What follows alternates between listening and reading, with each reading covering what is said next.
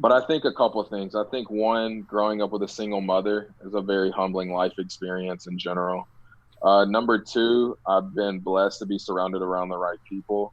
And then number three would go back to my mom, as where she always taught me, um, basically, like, you don't give a fuck what other people think, right?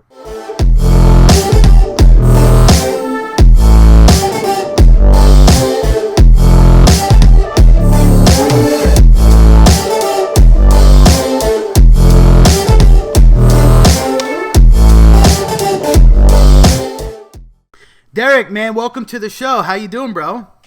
I'm doing good, doing good. Staying in the house, staying clean, but we're doing all right down here. What about yourself? Dude, quarantine, just like we were talking about. It's crazy. I wonder how many episodes I can get through cuz we're on episode 8 right now. And I've been dropping like 2 Awesome. or 3 a week. How many episodes can we get through before this quarantine is over? Hopefully I, not, hopefully not a lot. right, yeah, I was gonna say, I don't know if you keep putting them out at that rate, at least like 15 or 20. Oh Uh, man, I know. We were just talking off air about everything that's going on, and I mean, it's just crazy how you can't even go to the store without having anxiety and fully, protecting your face and your hands. I mean, it's crazy. So, and that's up here. What's it going down? What's going on down in Texas, man? Tell me, like, how is it in the community over there? so in Texas, I mean, it's pretty much the same. It's weird because it's kind of a remembering of like post Harvey, and I think you were here when that happened, and just how like the whole city is shut down. It's just weird now that the entire world is affected the same. With Harvey, it was kind of just here in Houston, but for a couple months, a lot of businesses were shut down. We couldn't go to places. We were locked in our house. So it kind of feels like that. So week three, I think we're in right now. It's the new normal is weird. I slept in late today, woke up and went back to bed, and now I'm working on a few things. We've got a couple properties, things that we're looking at, but it's weird, man. The new Mm. normal is weird right now, and I'm definitely ready for my regular schedule. Having the family in the house and the little one, and we're still in a smaller apartment while we're working on our house. It's just it's a lot in a smaller space right now. Mm. So the new normal is weird. It definitely is, man. And I really am just hoping with everything I have that sooner than later we will get back to life as we know it. I mean, it's just crazy. Like you said, typically when things happen, tragedies happen, natural disasters, it's isolated to a certain area. You hear about it in other countries, this happened in Rome, this happened in Beijing, this happened in Sydney, this happened in Los Angeles.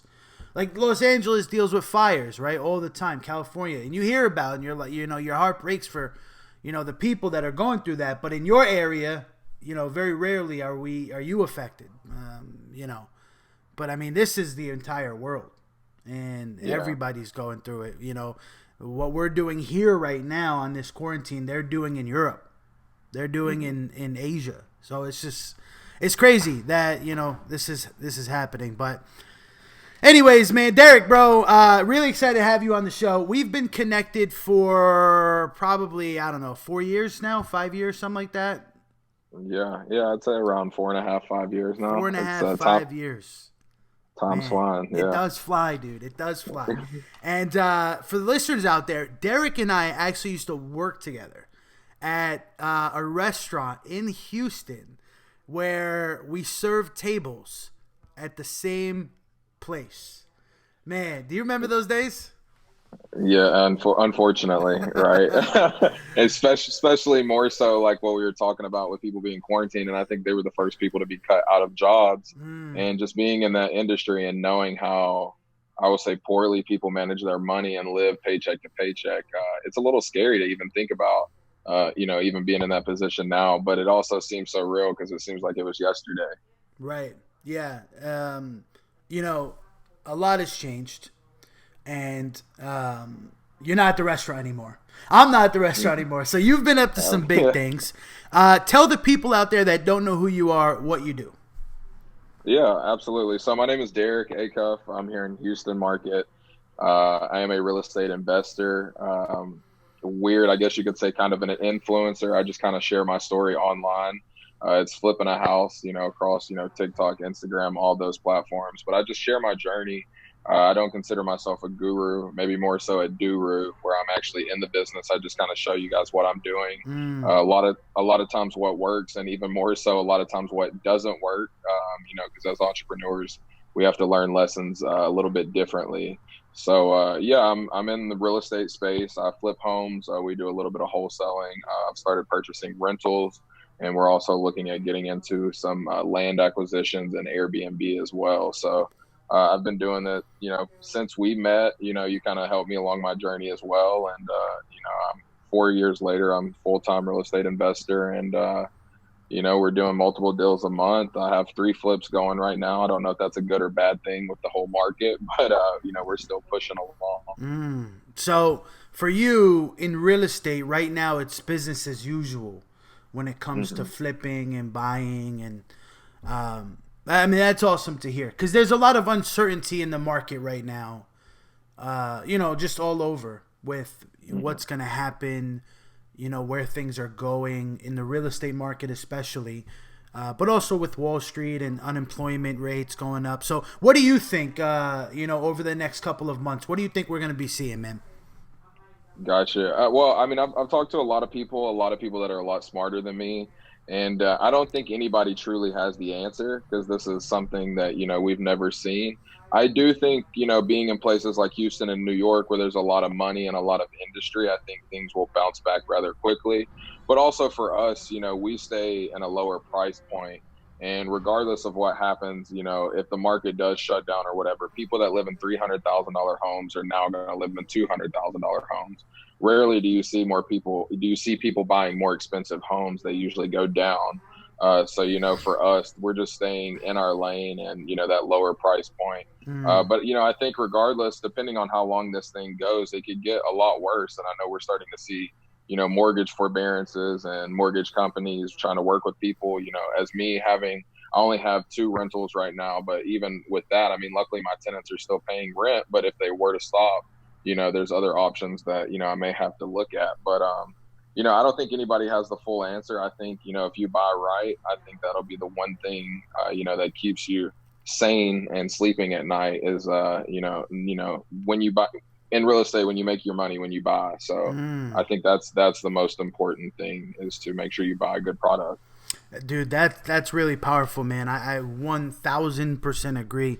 You definitely make money in real estate on the buy side, which is a big misconception for a lot of people, right? A lot of people hmm think that you're making your money when you sell the property, but if you're not buying it right, you're gonna lose money, or it's just gonna be a push and you break even. Best case scenario. And another thing, man, just going back to what you said, being at the lower price point, uh, of the market, I think that we're gonna be okay. I do. I totally agree there. I'm a bottom market flipper myself. I don't touch anything over 200K ARV. hmm So for me, the houses that I sell renovated, you can't build a house for that for cheaper than that, right?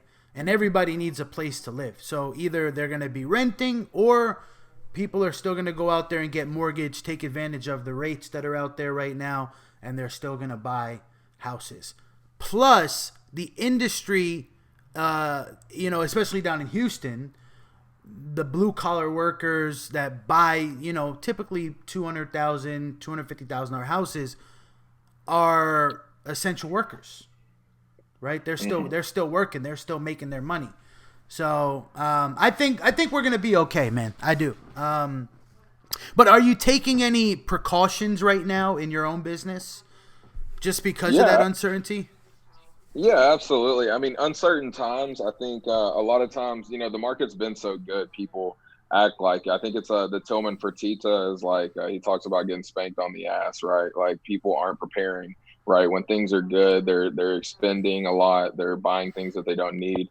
One thing that me and my business partner have been really good at, over well since we pretty much got together, is keeping things lean, right? We don't have a big office space, a bunch of company lease cars. We don't have a bunch of employees. We run pretty virtual. And there were some things that we were about to start doing, bringing on people with higher, salaries and things of that sort. But we kind of halted on that till the market turns around. Instead of putting a lot of money into new data, because which we talk about, maybe later on, we do a lot of marketing, and so we've kind of just been going through our old data. Just using everything that we've used, over the last 3 years, because a lot of those people that were willing to sell are they're going to be more eager now, right? Maybe more open to creative things of that nature. So we're definitely still making changes, but we run pretty lean as it is. Mm. So I think that's very important, and I think it's going to be a big reality check for a lot of these large corporations or iBuyers and other big wholesalers that may have these big offices and expenses that are really going to add up, especially if you don't have deals coming. Because we have started to see deal flow slow down a little bit. We're still marketing. I think we got 3 leads in this morning by the time I even woke up. So, things are still moving. However, it has slowed, and I'd be lying if I said it wasn't affecting us a Mm. little bit. Interesting, man. I like what you said there. Keep it lean, right? Keep it Always. lean. You said you don't have an office. I can relate. 6 years, 6.5 years in the business. I think I had an office once that I went to like twice, and that Mhm. was that was it, man. What's your opinion on office space? Oh, I think it depends, right? I have some friends that they're in the same market. We do around the same amount of deals, and they come from a corporate setting, right? And they like going into an office and having employees and stuff. For me, I'm a lazy person, right? I'm gonna just be honest. I Mm. know my weaknesses and my strengths. So for me to drive somewhere to an office, I'm gonna be bored there. I have no motivation. I don't want employees that I have to manage because I hate checking up on adults to make sure that they're working. It's just not for me, right? So we just learned over the last couple of years that we need to build our business around our personality. And for me, it just doesn't suit my personality. I look at those other expenses, such as offices and things of that. I could just dump that money into internet marketing or more long term forms that are going to give me a better return rather than having an office Mm. and just to say I have an office. And, we do a lot of free events and stuff like that. And my friends that have offices, I can just use their office to host those events. So, it works for everybody. So it doesn't really fit my personality, and I think it's a big expense. Right. Yeah. Do you work from home? Like home office?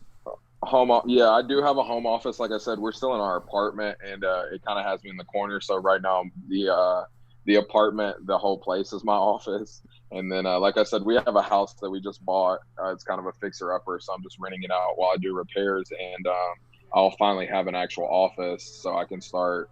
I want to do a podcast and just creating more content, just having my own space because my wife and my little one are definitely getting tired of me working everywhere. And I got papers everywhere, receipts, you know how it Mm. is. Hey, man, dude, I agree. That was me for like the last 3 or 4 years. I just actually recently got. We moved because I live in an apartment as well, and we moved. Nicole and I moved into a 2 bedroom with an office, and I had Gotcha. like an office. I went out, bought the whole desk thing, and the furniture and whatnot. It was definitely nice, right, to have like your own space. But for the before that, I was doing the same thing, man. Kitchen table, wherever I could fit. Yeah. You gotta do what you gotta do. But yeah, I mean, when it comes to the office thing, bro, again, man, like with what we do, right? I mean, with what we do in real estate, being that real estate is such an in the field position, we're always out, we're always touring property, we're always walking deals, we're in the car, we're on the go. I mean, it's just as easy to pop into a Starbucks and pop open your laptop and get work done versus just driving to your office. I mean, I'm not gonna knock it. I know a lot of people like it, but again, it's never been for me Yeah. as well. So interesting. And I'm curious out there for the listeners. Let us know. Do you prefer an office or do you prefer more the virtual setting, working, at Starbucks and coffee shops and whatnot? But dude, so you bought a house and you're actually renovating it to live in it with your family. Is that right? Yeah, yeah. That's Currently, awesome, it's man. about yeah, it's Congratulations, about. bro. I appreciate that. Yeah, it's about 5 minutes away from our apartment. My mother-in-law lives in the same neighborhood. It actually it was just a lead from a buddy. We knew we couldn't flip it and make a lot of money, so he was like, "I know you're looking for a personal residence." I went in, built rapport with the guy, and yeah, he was happy to sell to us because he it was his best friend's house that they were renovating. So he wanted to see it go to a family rather than somebody just come in and make a profit off of it. So Mm. just built that rapport and yeah, it's going to be a project. We've been working on it on the weekends, and it should be a fun journey. But at least now we have a space for the next 3 to 5 years until it's not our forever home, but it's definitely serves a place because I'm tired of moving Mm. every year or two with apartments because I don't mind living in an apartment. People, you put in an email and people fix whatever you want. Mm-hmm. Um, but when we look at the values and where I live, it's probably better to just go ahead and make that investment because I'm at the point where I need a 3 bedroom and the prices that they're charging, it just makes more sense to buy a house. Mm-hmm. So I think that's an interesting conversation, and it's a hot topic, right? Do you rent an apartment? Do you rent a house? Do you buy a house? What do you do, right? A lot of people out there uh, have different opinions on that Mm-hmm. topic. I like the Grant Cardone approach personally. Like you should rent where you live, and rent out what you own. Okay. That just fits me. I do like the fact that you can just send an email to maintenance and have them change like a light bulb, or if something breaks down, you don't have to worry about it. But I also recognize that when it comes to apartment living, when you need more space, it's hard to find that in apartment Mm-hmm. buildings, right? Even apartment, 3 bedrooms, you're still limiting yourself to what, 1,500 square feet max?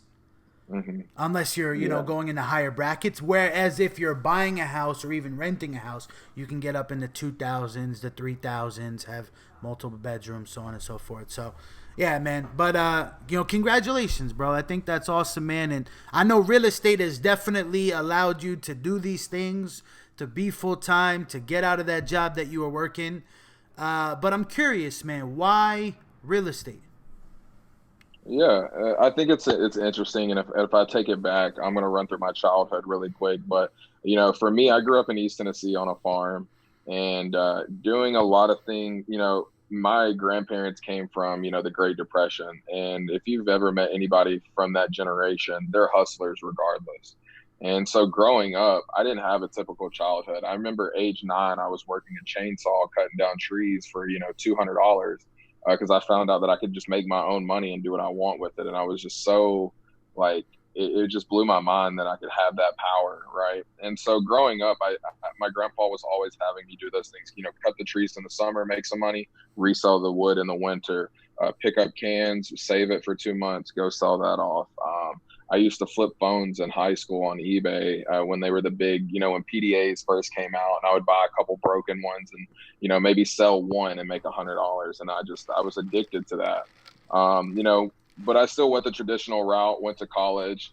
And then, when I was in high school, I used to always visit Houston. My dad lived here. And when I was 17, I met a millionaire for the first time. And the dude, he was really like 100 millionaire, like just stupid, like the richest person I've ever met, probably till this day. Um, and basically I went to visit, met him for the first time, and while I was there, they were doing some real estate transactions, and basically it was the first time that I ever heard you didn't have to go to college to be successful, and it kind of like blew my mind because I'd never heard that in the 17 years that I'd been on this earth. I was always taught that people with money were bad people, and they had bad intentions, and these were normal guys. They were just telling me these things just because. But either way, that day kind of changed my life, and I realized at that point I needed to move to Houston. So when I went back home, I finished my last year of high school, and then I saved for a year. And at 19, I packed up my car with $1,000 and just moved from East Tennessee to Houston. And I still was going to college. It took me 5 years to get a 2-year degree. I paid my way through college, which I'm happy because I don't have student loan debt. But what it also taught me is like I didn't really care for school, right? It took me that long to get a 2-year degree. I hated school.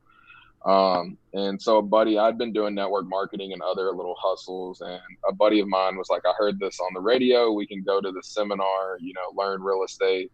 And, I went and I was jazzed up, and, they were selling mentorship. I tried to do it, didn't work. And, yeah, I had the bug. I found out about this thing called wholesaling. And then I just kind of studied for a while. I figured I would take, 2 years off of school because that's what I needed to finish my degree. And I was like, I'm going to make this work. If it doesn't work, I can always go back to school. And yeah, that was 4 years ago, 5 years ago when I went to that seminar, 4 years ago since I've been active. But, Mm. that's just kind of like a little background. And I think in between there was when I started. When I went to that seminar was around when I started.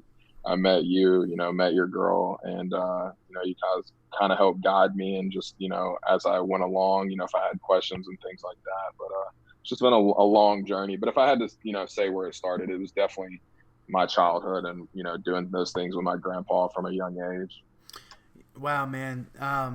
Sounds like you have a really interesting come up, cutting down trees with chainsaws. I don't even know how to turn on a chainsaw. I'd probably cut my own leg off, honestly. Right. But and that's a really common theme. After doing this show for a couple of months now, and meeting entrepreneurs over the last couple of years, the common trend is that entrepreneurship is, it comes from an early age, right? Like we either start selling stuff like candy in school or picking up odd jobs. I can relate. I did kind of like the same things as you did early on, right? Like how could I make money? Kind of mentality, right? So, do you believe entrepreneurship is taught, or do you believe that you're born an entrepreneur? This is funny, right? Because this is like one of those age-old questions, and me and my wife go back and forth with this. I honestly think it's more so taught, but I don't think purposely, right? I think you have these things that happen in your life. Like we're all on this journey, and whether you pick up on the signs or not, that's on you. And it wasn't until I was, 20, I'm 27 now. So I was probably like 22, 21, before I started realizing the signs. That's, one of the things I can't attribute much to network marketing because I never really made any money. But one thing it did teach me is, self-development with personal development and Jim Rohn and, all the classics, Les Brown and all those things. And when I started realizing these things, I started realizing what was possible. And then when you realize what is possible, you look back on these things that have happened in your life and you see that it's even more so possible than you think. It's just really on a bigger scale. Because I'd been doing what I'm doing this day. It's just, it looked a little bit different. So I think it's more so a learned thing, right? And I think everybody has the power. We're all given a gift. It's just figuring out what that is and, tying those dots together along your journey of life in general. I think more so. I don't think that they're born. I think everybody has the power to. So anybody can be an entrepreneur. They just have to Anybody. pick up on those signals. Yeah, absolutely. So, East Tennessee, you get in your car, right?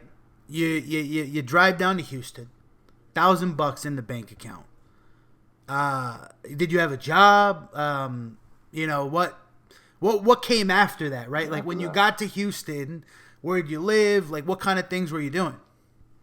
Yeah, so it's funny you asked this, and I think one of my things that helped me was being so young and dumb. I was 19 at the time, and so I was actually waiting tables at Cracker Barrel, which is crazy to think about. And I had been working there, and I was supposed to transfer jobs. Well, how it works with transfers is, my manager from there would call the manager here. Well, leading up, I kept telling my manager, I need you to reach out, need you to reach out. Well, he never did. I guess he didn't think that I was leaving. It's just, being in a small town, people just, you leaving is like one of the craziest things ever to some people. And so it was like the week before, and he finally like realized like, oh, like he's really leaving. So he reached out to my manager down here, and that manager was on a 3-week vacation with his family. So I literally, when I moved, because I'd already planned everything else, I wasn't guaranteed a job. I remember when I came here, I went to the restaurant. They had no idea who I was. They hadn't heard anything.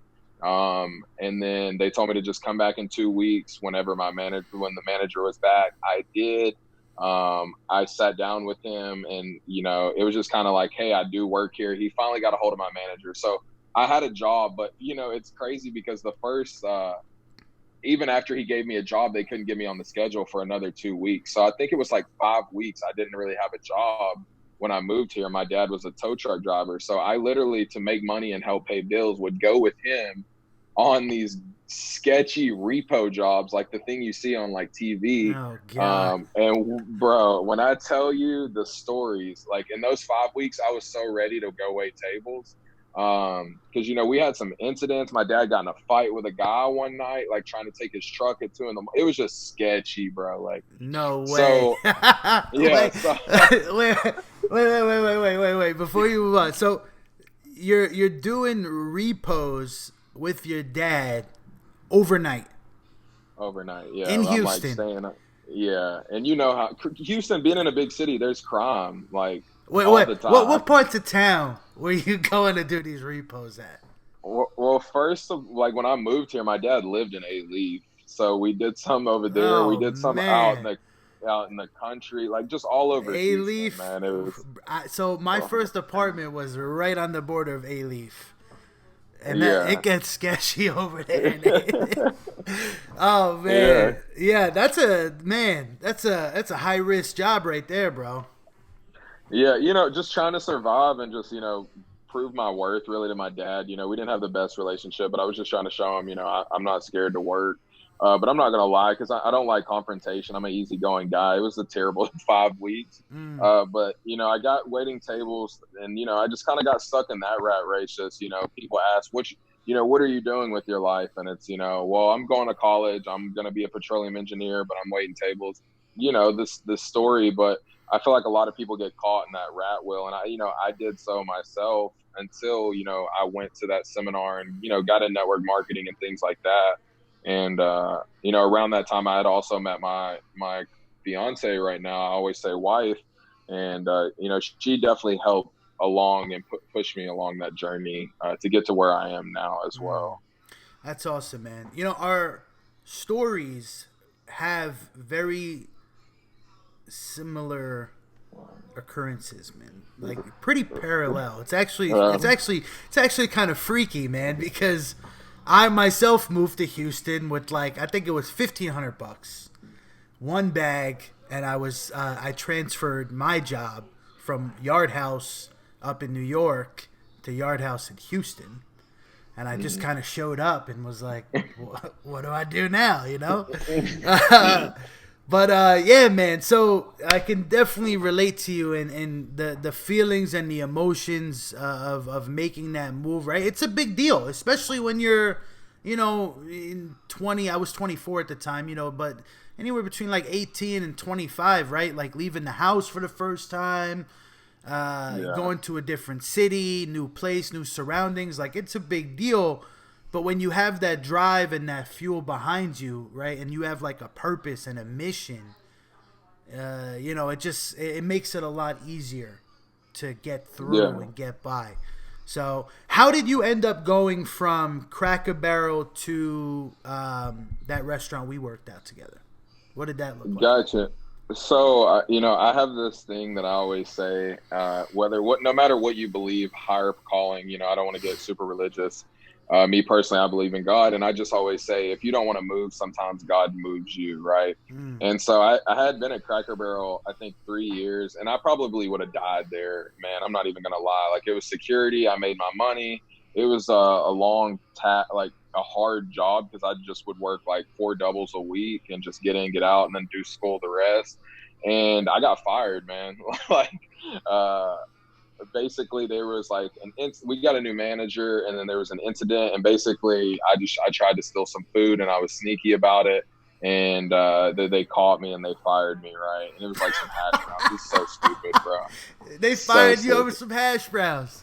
bro. Fired me over some Man, hash browns. that's Best how it thing ever is. happened though. That's how it is in the restaurant world, right? Like, I had a buddy that got fired for taking a bowl of rice out the window because he was Right. starving, I mean, look, for those of you that are listening that have never worked in a restaurant, you're pulling an 8-hour shift. Sometimes you don't get a break. You're freaking hungry, man. You're You hungry. gotta You want eat, to, you bro. see I'm a food in I'm a the big boy. I'm a big boy. I gotta eat, you know. Oh yeah, And man. Oh yeah. yeah, That's so I funny. got fired.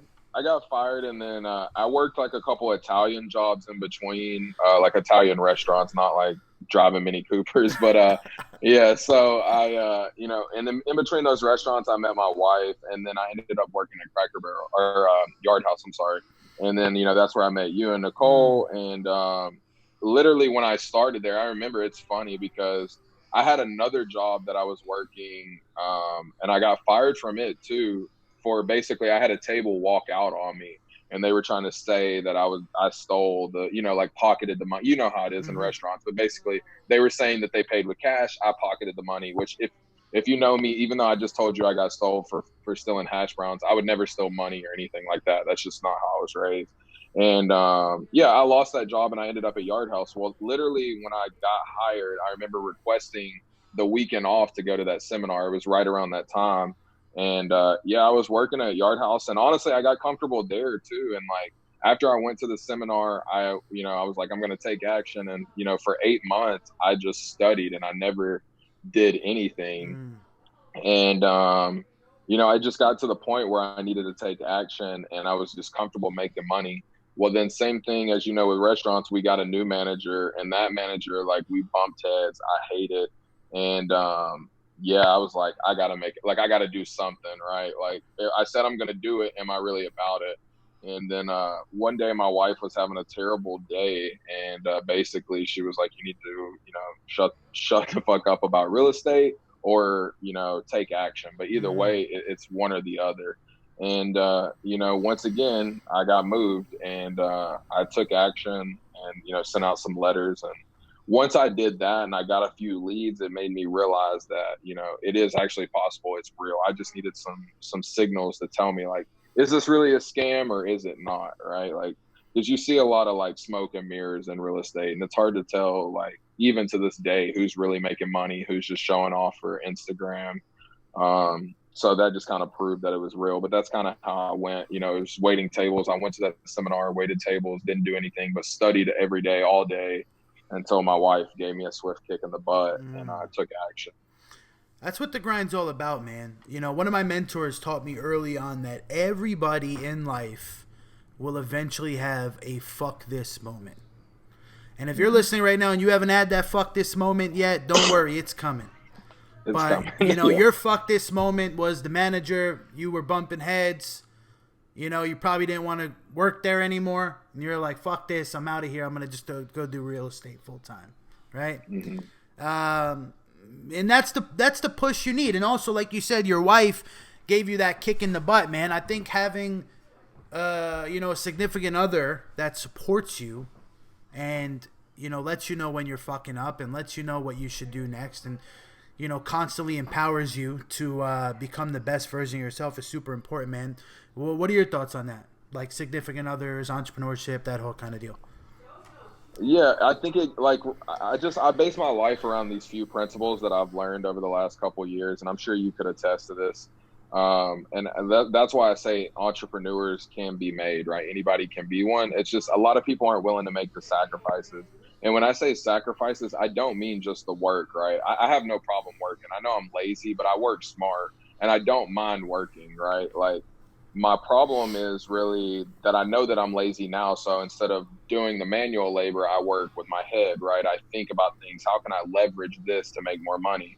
But what it goes back to is 90% of why people fail or don't even get started is their shitty environment, man. Like, me and my wife talk about this even with simple things.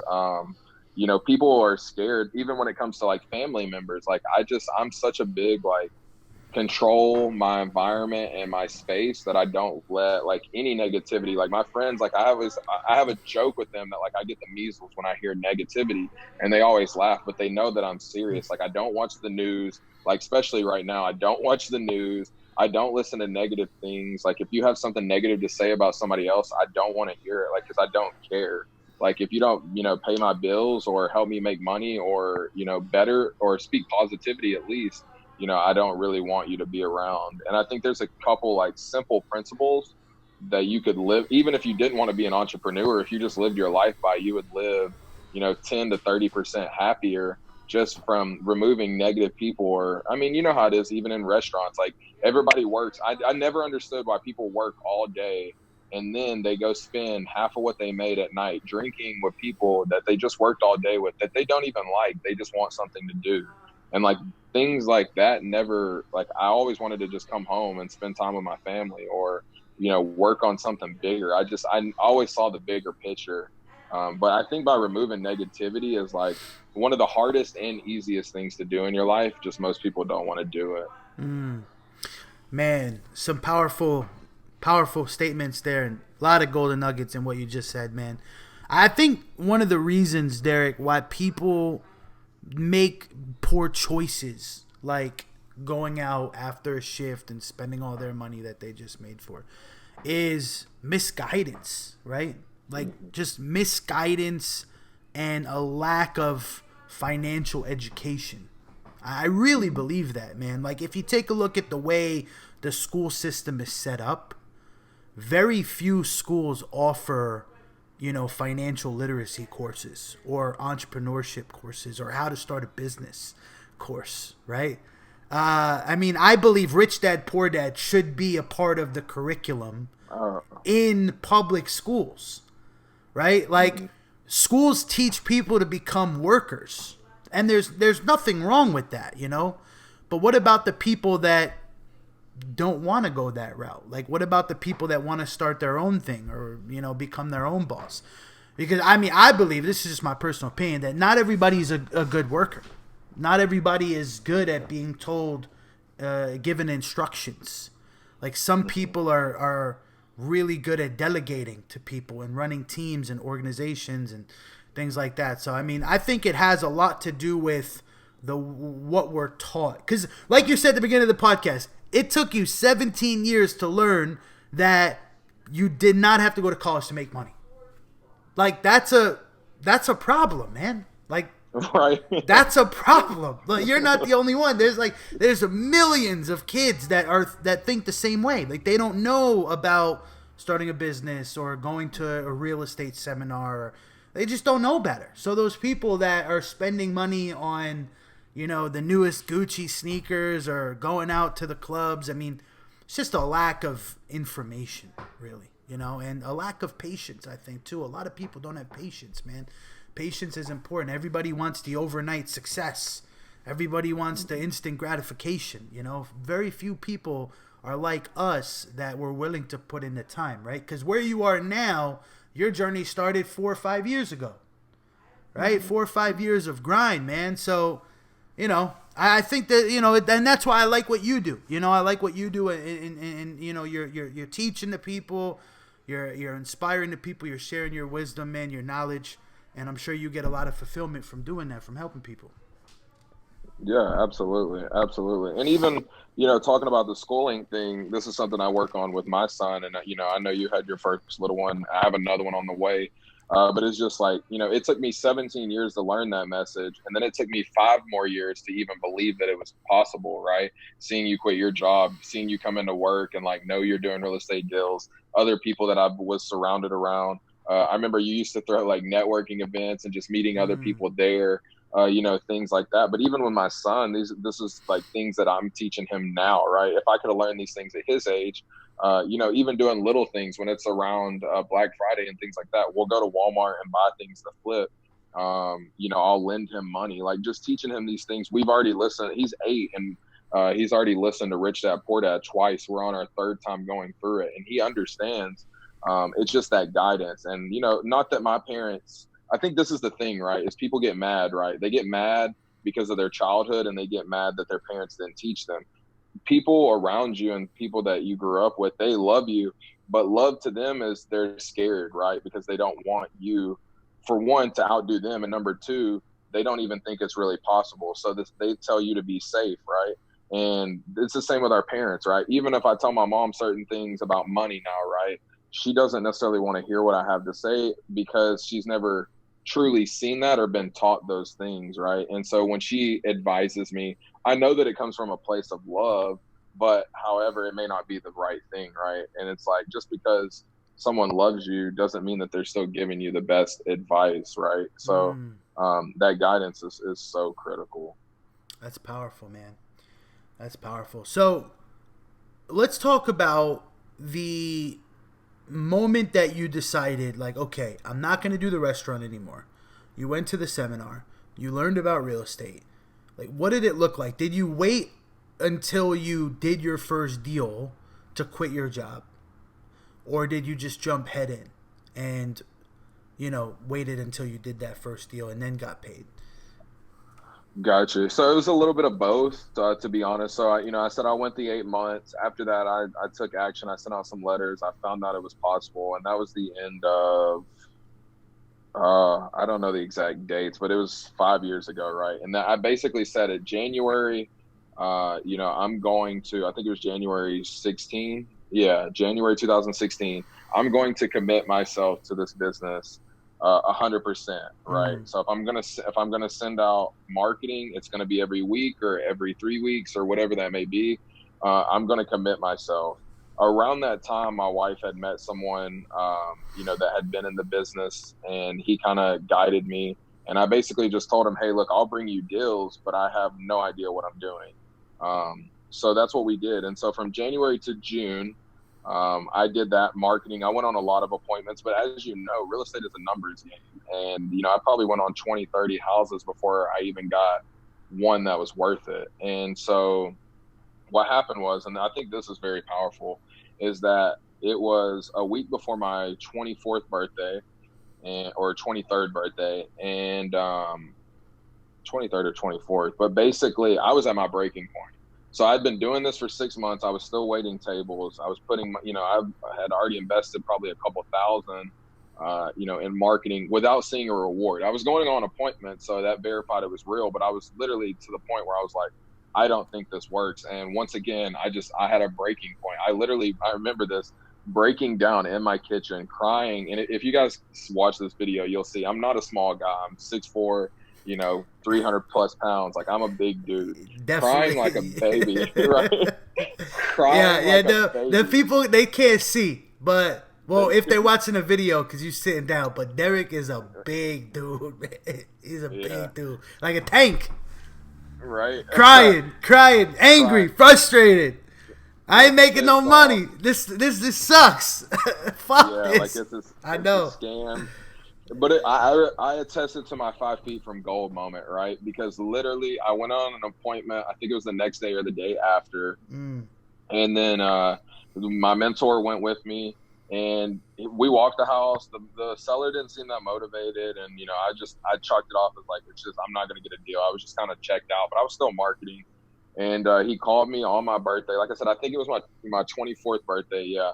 And I remember at the gym, and he was like, "Hey, we got that deal. I sold it for you. I know it's your birthday. Happy birthday!" But I literally got my first real estate deal on my 24th birthday, and we closed it about 2 weeks later. And I think we made $8,000, and we split that 50-50.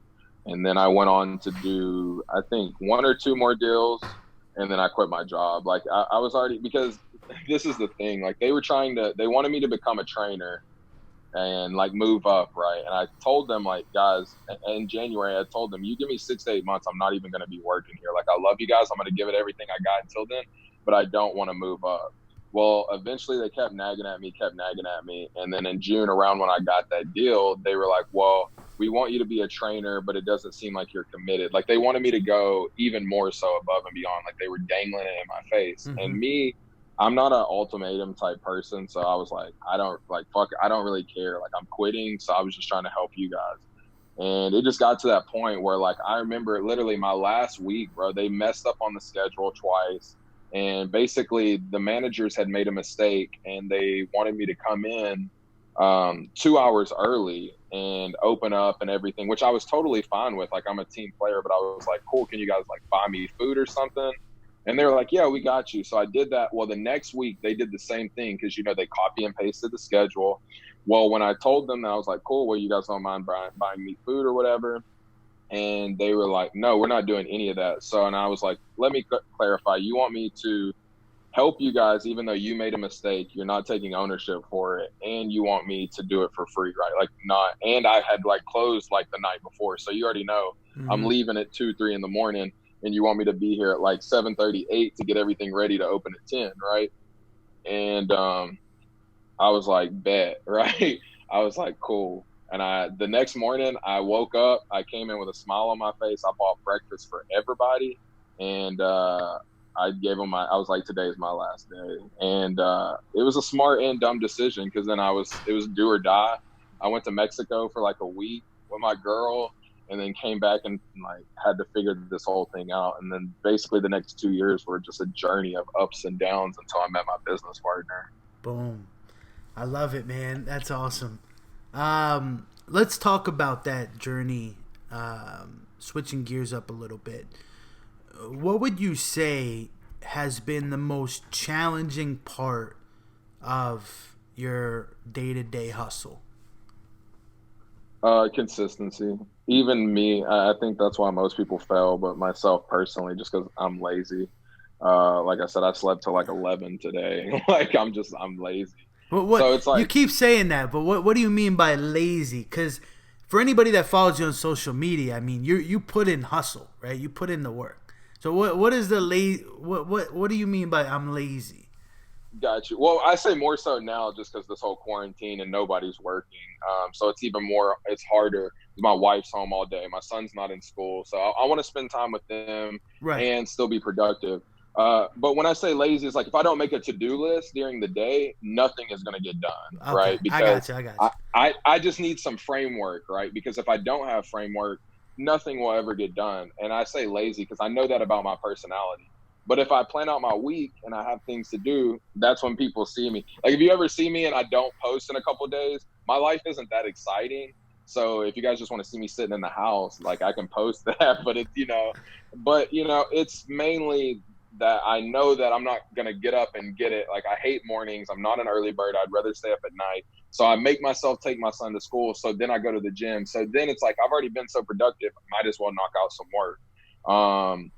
Doing those little mind tricks and things like that, because I know naturally my personality, like even as a kid, I remember having to wake up at like 7 in the morning on the farm, and I hated it every day. It never got easier. Like it just sucked every day, but I had to do it. And if I give myself that same framework as an adult, and same thing, like even with waiting tables, the reason I would always work four doubles every week is because then I knew I had 3 days to myself, whether that was for schoolwork or whatever it may be. Like I've always been okay with eating shit as long as it benefited me long term. So it's like I am lazy, but I know how to train myself so I'll be more productive. Like I said, it's a little harder right now being quarantined, but Mm. normally I can say I'm more productive. But we're still knocking things out for sure. So you find that consistency is a challenge for you because you need that framework where it's like, okay, this is what I'm gonna do at 10 o'clock, then 12 o'clock I have this meeting, 2 o'clock I gotta go to this property, so on and so forth. And without that, you kind of just spin the wheels and you're like, I don't know what to do, so I'm just gonna hang out, kind of thing. Mm-hmm. And then nothing gets done. Is that right? Yeah, Yeah. definitely. Because if not, it's going to be a lot of. I think that people get confused in grinding and actually being productive, right? And I could always look like I'm working and I'm not really doing anything. But if I actually have something that I can look back on and see, okay, well, this week I actually did get a lot accomplished. That also helps too, because then you become more confident in yourself. You're more willing to try and take on more things. So what is my weakest point, I've turned into one of my biggest strengths. And it's really just a little adjustment of making a daily to-do list, which is another one of those principles. Like I talk about, it's so easy, but most people won't take, and it doesn't have to be crazy, 5 daily to-dos that move you forward toward your goals. But most Mm. people don't even want to take that time because they're like, well, I'm too busy, when really they're just watching Tiger King and whatever else. Dude, no, and Derek, man, you're self-aware, right? You're self-aware, and that right there is going to be one of your biggest assets because so many people are not self-aware. They haven't came to that realization yet. They haven't accepted, the flaws that they do have. And when you accept and you learn who you are as a person, man, especially in business, is when you really win. right? Mm-hmm. Like for me, I hate mornings. Like I honestly don't think I'm ever gonna be a part of the 5 a.m. No, club. I just don't never. like mornings. I don't like them at all. I enjoy the nighttime. Genuinely, like last night, I think I was up until like 3, 4 o'clock in the morning working. You know, or even if I'm just playing video games or watching TV, whatever it is, I just enjoy it, and I think there's nothing wrong with that. Like you don't have to necessarily be a 5 a.m. type of person. Gary Vee once said, "It's not about what time you wake up; it's about what you do with the hours when you're awake." Mm-hmm. And you know, I think that's going to be one of your biggest assets, bro. Honestly, you know, is accepting that, you know, hey, you don't want to wake up at 6 in the morning. You don't have to, right? Especially with the quarantine. You know, I mean, I don't think there's anything wrong with that personally. I mean, that's one of the arguments, right? And I would say that there's an exception. I'm sure you would agree with this. If you have a closing, right, or a meeting, you know, at 9 a.m., 10 a.m., well, you're gonna make sure you're up for it. You know, but everybody's different, man. We're all different. That's what makes us unique, right? So absolutely, consistency is the key. I agree. I agree so much. Derrick, what would you tell somebody listening to this right now, whether they're on Apple, Spotify, or YouTube? By the way, subscribe to the podcast, please. What would you tell that person out there that hasn't gotten started yet? They've listened to you. They've heard your story. They're freaking inspired. They're ready to go crush it, but they just don't know what to do. They don't have a clue. Yeah, I think is giving yourself a logical framework, right? And what I mean by that is it's this analogy that I heard in a podcast, and I really wish that I could credit them. But basically, they were just talking about entrepreneurship and taking action on something, and a lot of it is like a boat trying to dock, right? And you need to be close enough to that object where if you fall in the water, you're not going to drown, but you're close enough that you can make it and succeed. And so with that, I mean, taking action, and how you get to that point is doing your study, right? So let's figure out what it is that we want to do, whether that's real estate, stocks, podcasting, building a brand, whatever that is. And then once we figure out what it is that we want to do, let's go ahead and plan that out, right? What does it look like, right? What are the steps I need to do my first real estate deal? And when you figure that out, let's get super focused, right? So I know for me, when I got started, I learned about wholesaling. I knew I had no money. This was the best strategy for me. I went 110% deep on that. Now, after I did that for, 3+ years and I felt comfortable, I then took action on something else, fix and flip and buying rentals and things of that nature. But I think I was close enough, to take action. I had studied every podcast there was before I took action. I was to the point where all I literally needed to do was take action. And thank God for my wife. She helped me realize that. Once I took action, I was super focused on that action until 6 months. And then after that, I started learning new skills and building consistency in my business to doing deals on a regular basis. And, I think it's just that getting that ship close enough to dock and being able to take action on it once you're there. Because at the end of the day, you're going to get to a point in this journey where you have this idea, right? And you want to do these certain things, but then you have to look at yourself and ask yourself, are you really about it? Because a lot of people aren't, and that's totally fine. Not everybody's meant to be an entrepreneur. Some people are meant to be CEOs. I think whatever it is in life you're trying to do, you need to be progressing, because as humans, we're the only thing in nature after like really 18 years of schooling that we quit growing. Most people never read a book again since high school. I've probably read more since than I ever did in high school. So it's about that progression and keeping focus.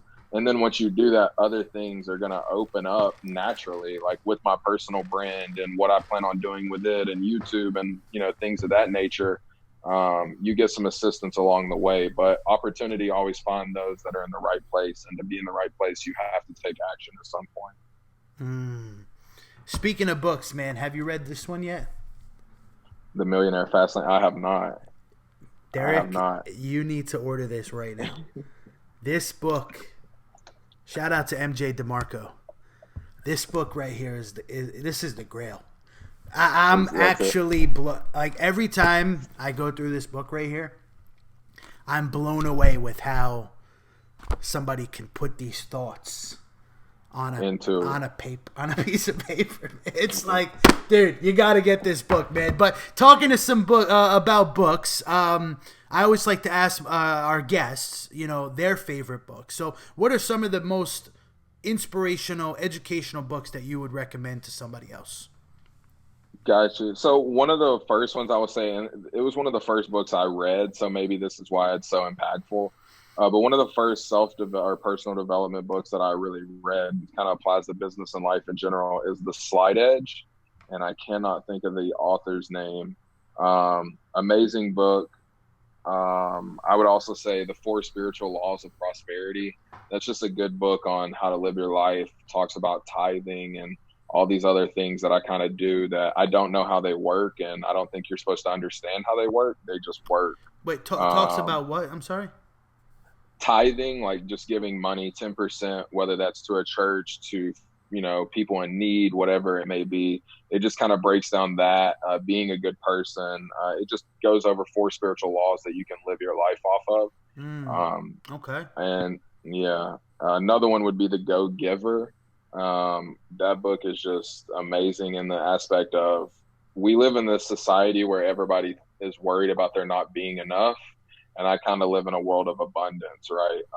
There's enough for everybody, and that book talks about how if you just keep giving and don't worry about it, it's gonna come back. And I could give you some crazy examples of how this has worked in my life, but it's just been those books for sure. Obviously, we could say Rich Dad Poor Dad. That's like The the Bible of, classics. yeah. Yeah, But no, I those appreciate those those. ones, Yeah, I have yeah. actually personally, I haven't heard of those books. That's why I love that question because, you know, there's always another book out there that you haven't read, and I'm gonna check those out. The Go Giver definitely sounds like something I would be interested in, man. So I'm gonna definitely Hmm. check that one out, man. Do you have any figures, public figures that you tune into and get advice from? On social, like who you following nowadays? Gotcha. So when I started this journey, I basically, like I said, cutting people out of my life, the influences out of my life as well. So basically, if you saw what I follow, it's basically workout pages, um, it's motivation and entrepreneurship, and then obviously a bunch of real estate people that we probably all follow as well. But big ones, obviously. I mean, if we're doing real estate space, Sean Terry, Steve Train, um, you know, Max Maxwell. He's kind of like the person who I've my whole business model and doing the personal brand and giving everything away. Really good. And then if you look at like even bigger figures, obviously Gary Vee, because he lives that whole the go giver, giving out personal advice. Grant Cardone, Uncle Grant, like Mm-hmm. just a killer in the real estate space.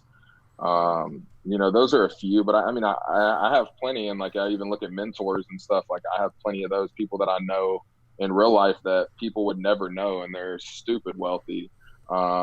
Even yourself, you played a big part of my journey.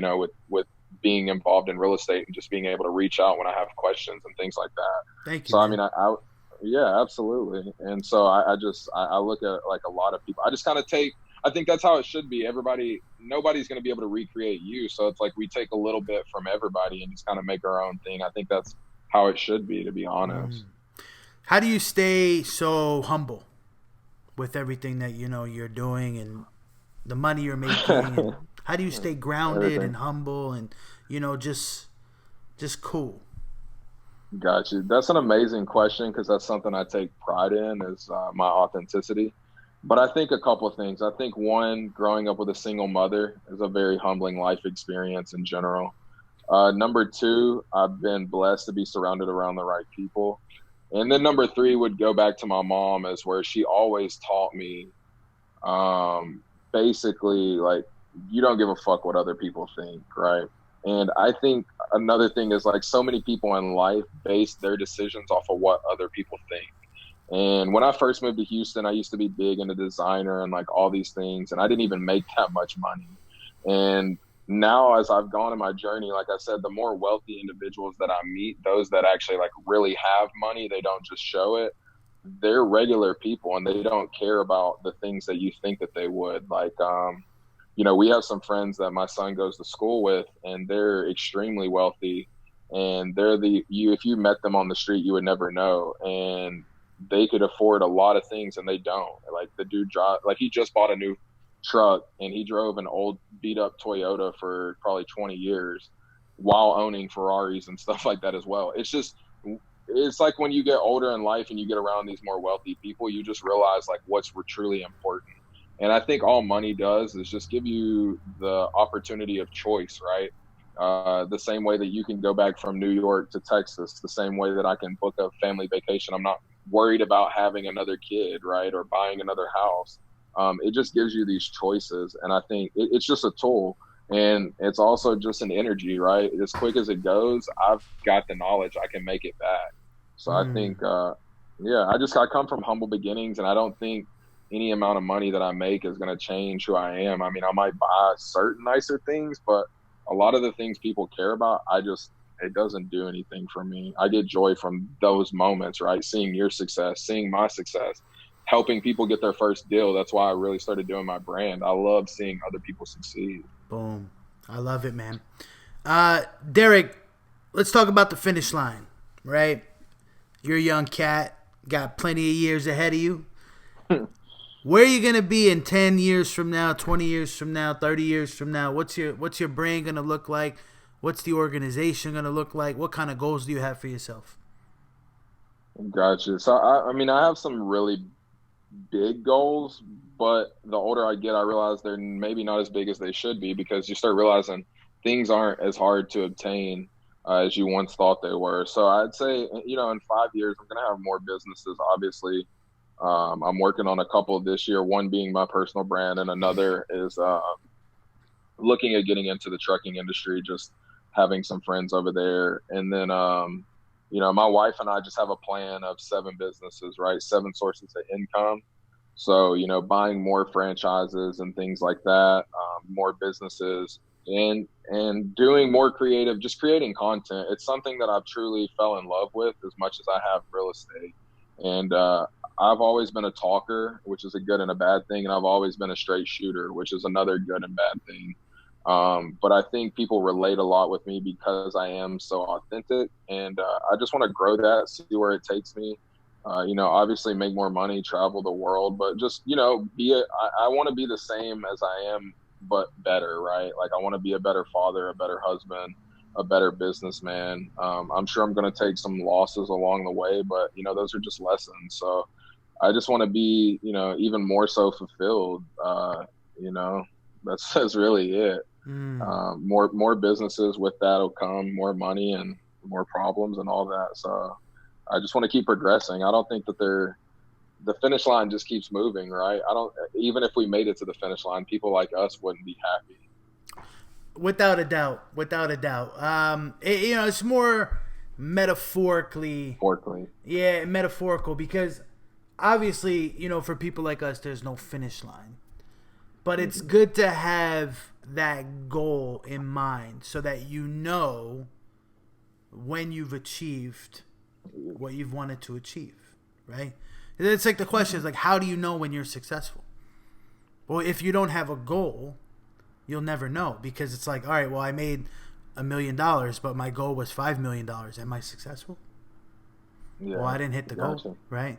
So I know you have some big things planned for you, man, and I can't wait to take a look at your journey over the next couple of years, man. Of course, we're going to stay connected. The people are going to want to be connected with you as well. Y'all can follow Derrick on Instagram, Flipping a House, right? Flipping a House on Instagram? Yes, sir. One word. Instagram, TikTok, YouTube. What happens when you start flipping hotels and apartment buildings? Right. You're going to have to flipping a hotel. Right. I get those questions a lot. I don't know. I mean, hopefully it'll just be its own brand, and I don't know. Maybe we'll start something else. It's a great name, man. I'm just messing with you, man. It's a great name, dude. Derrick, I ask every guest this question on the show. I'm going to ask you, of course, and I want you to take about few seconds to think about it. Because, yeah, it's going to get deep. You ready for it? Okay. Yeah, let's hear it. In your entire life, how old are you now? 27, about to be 28. 27 years, man. 27 years on this earth. What is the absolute best advice that you've ever received? Oh, that is a good one. I I think I think I'm just gonna have to go with what I said a minute ago. It's like my mom taught me is like, don't give a fuck what other people think, man. I think it's one of the most freeing feelings when you don't have to answer or make choices based on what other people think. I just growing up in a small town, status was everything, and then like being in Houston, I realized like no matter how good you think you got it, somebody always has it better than you or more money than you. I mean, there's being in Houston and New York, there's billionaires here, not with an M but with a B. So I think if you can learn to love yourself and not really care what other people think, you can make clearer choices. I definitely think that you should take advice from people smarter than you, but if somebody isn't making more money than you or not where you want to be in life, like I don't really think that you should really care what they think, man. Boom. And with that being said, Derrick, thank you so much for being on the Started Somewhere show. It was an absolute pleasure to have you here, man. And thank you for sharing all of your very, very valuable information with the people. And of course, we'll see you later. Absolutely, my man. Thank you. Take care. Peace. Peace.